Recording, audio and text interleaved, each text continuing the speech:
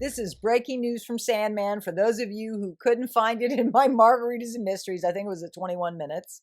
And also this morning's live after my God time. I think it was I don't know, it was right away. It was like in the first 20 minutes. This is breaking news that Sandman wants me to break for the crew. And I'm doing one summary video just for Sandman. So thank you, Sandman, for all you're doing. I'm the only one who has his intel, guys. So you're going to want to subscribe and tap the bell if you want all your resources, because he's another one. And I'm the Faith and Financial Ninja. I hope you will subscribe and tap the bell, because I go live every morning for Coffee and Conversations, where we talk all things wealth transfer. I also do Margaritas and Mysteries. Last week I did it 3 times. Last week, I don't always do that, but at least maybe once or twice a week we do Margaritas and Mysteries. So join us, subscribe, tap the bell. And I'm also the Kingdom Girl. I believe in God, and God told me prophetically this is done. So I've been helping you prepare for it. So I'm glad you're part of our tribe. Thank you for joining, and I'll see you on a live sometime. So this says, LOL, Frank will call this breaking news real soon. And he's laughing because he gives me up-to-date stuff, guys, that you don't get anywhere else. So here it is. The Iraqi PM is going to visit Moscow and strengthen bilateral ties with Russia. So how many countries does that make now we've seen them do bilateral ties with? Now he's going to Moscow. So let me read this article to give you a little bit more details.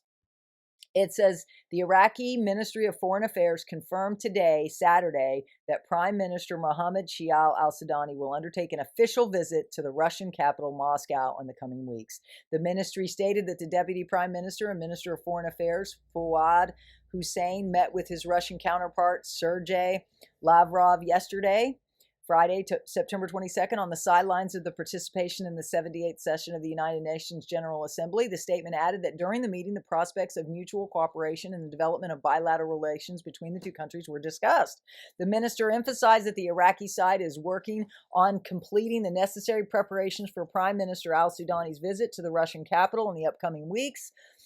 The statement quoted Hussein as saying that the discussions between the two sides during the visit will provide a suitable opportunity to discuss bilateral cooperation in political and economic areas, indicating the possibility of holding a joint Iraq-Russian committee meeting on the sidelines of this visit.